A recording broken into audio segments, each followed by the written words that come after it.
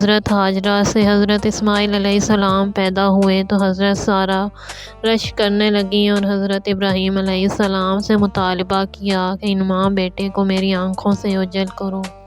حضرت ابراہیم علیہ السلام حاجرہ اور اسماعیل کو لے کر روانہ ہوئے اور اس بے آب و گیاہ وادی میں انہیں ٹھہرایا جہاں اب مکہ مکرمہ کا شہر آباد ہے۔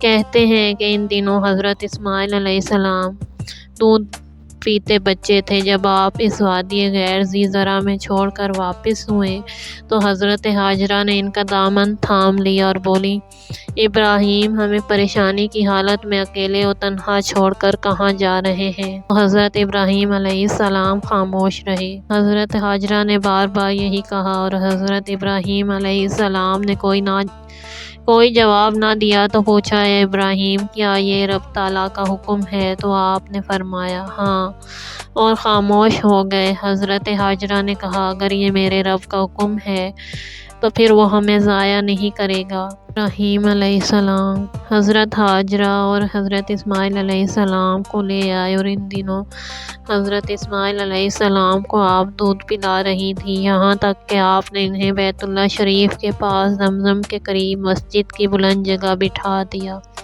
ان دنوں مکہ میں کوئی شخص بھی نہیں تھا اور نہ وہاں کہیں پانی کا نام و نشان تھا۔ حضرت ابراہیم علیہ السلام نے ان ماں بیٹا کو وہاں چھوڑ دیا۔ ان کے پاس صرف ایک تھیلا تھا جس میں کھجوریں اور ایک مشک تھی جس میں پانی تھا۔ آپ علیہ السلام نے یہ سامان رکھ دیا اور واپس پلٹے۔ حضرت اسماعیل علیہ السلام کی والدہ حاجرہ ان کے پیچھے ہو لیں اور کہنے لگی، اے ابراہیم، اس وادی میں آپ ہمیں چھوڑ کر کہاں جانے لگے جس میں نہ تو کوئی انسان ہے اور نہ کوئی ضرورت کی چیز؟ حضرت حاجرہ نے بار بار پوچھا لیکن ابراہیم علیہ السلام نے ان کی طرف پلٹ کر بھی نہ دیکھا۔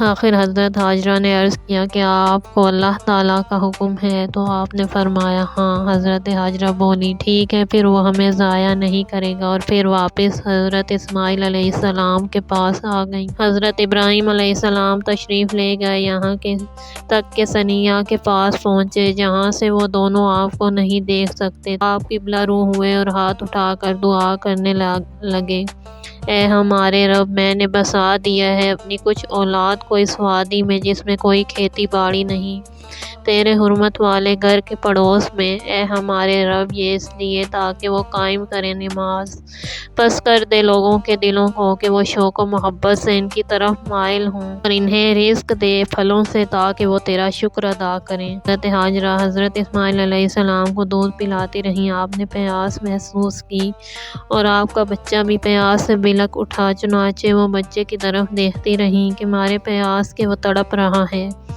لیکن وہ اس حالت کو زیادہ دیر نہیں دیکھ سکتی تھیں، اس لیے وہاں سے چل پڑیں۔ قریب ہی صفا کی پہاڑی نظر آئی، اس پر کھڑی ہو گئیں اور وادی کی طرف منہ کر کے نظر دوڑائی کہ کوئی ہو تو نظر آ جائے، لیکن کوئی آدمی نظر نہ آیا۔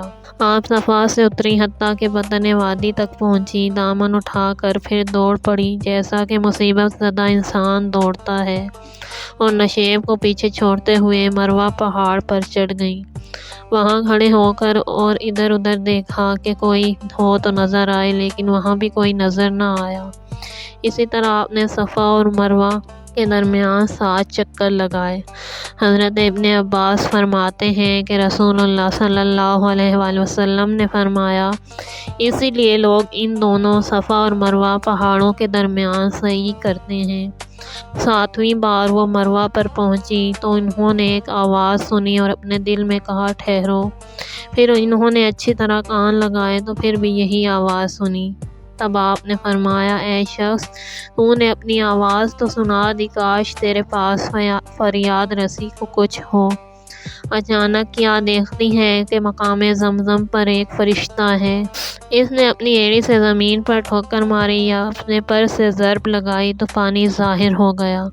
حضرت حاجرہ مٹی سے پانی کے ارد گرد حوض سا بنانے لگیں اور چلو بھر بھر کر پانی سے مشک بھرنے لگیں، مگر چلو بھرنے کے بعد چشمہ جوش مارنے لگا۔ کعبۃ اللہ ایک ٹیلے کی مانند سطح زمین سے قدرے بلند جگہ تھی۔ سیلاب آتے اور وہ اسے دائیں بائیں سے کاٹ کر لے جاتے۔ اسی طرح حضرت حاجرہ یہاں قیام پذیر رہیں، حتیٰ کہ بنو جرہم کے کچھ لوگوں کا یہاں سے گزر ہوا کہ جرہم کے کچھ لوگ قدا کے راستے سے واپس آتے ہوئے یہاں سے گزرے۔ قافلے والے وادی کے نشیب میں اترے تو انہوں نے ایک پرندے کو منڈلاتے ہوئے دیکھا۔ ایک دوسرے سے کہنے لگے، ضرور پرندہ پانی پر منڈلا رہا ہوگا، حالانکہ ہم بھی تو اسی وادی میں ٹھہرے ہیں اور کہیں پانی کا نام و نشان تک نہیں۔ انہوں نے ایک یا دو آدمی بھیجے، وہ تلاش کرتے کرتے پانی پر جا پہنچے اور واپس آ کر دوسرے لوگوں کو پانی کی موجودگی کی اطلاع دی۔ تمام لوگ اسی طرف چل دیے۔ آپ فرماتے تھے کہ حضرت اسماعیل علیہ السلام کی والدہ ماجدہ پانی کے قریب تشریف فرما تھیں۔ ان لوگوں نے یہاں رہنے کی اجازت مانگی۔ آپ نے فرمایا، تمہیں اجازت ہے، لیکن تمہارا پانی پر کوئی حق نہیں ہوگا۔ انہوں نے کہا، ٹھیک ہے۔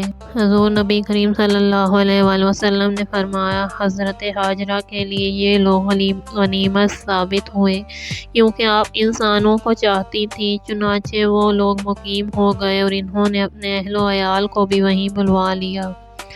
بنو جرہم کے لوگ وہاں مقیم رہے، یہاں تک کہ کچھ لوگ گھر والے ہو گئے۔ حضرت اسماعیل علیہ السلام جوان ہو گئے اور ان سے عربی زبان سیکھی اور فصاحت و بلاغت میں ان پر بازی لے گئے، یہاں تک کہ انہیں حیران کر دیا۔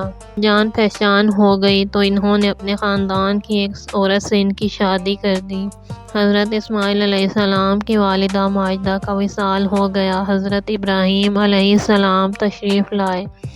حضرت اسماعیل کی شادی ہو چکی تھی۔ حضرت ابراہیم علیہ السلام اپنی بیوی اور بچے کو ملنا چاہتے تھے، بچے سے ملاقات نہ ہو سکی۔ آپ نے اپنی بہو سے حضرت اسماعیل علیہ السلام کے متعلق پوچھا۔ اس نے بتایا کہ وہ ہمارے لیے رزق تلاش کرنے گئے ہیں۔ پھر حضرت ابراہیم علیہ السلام نے اس بہو سے حضرت اسماعیل کی بسر اوقات اور حالت کے متعلق پوچھا۔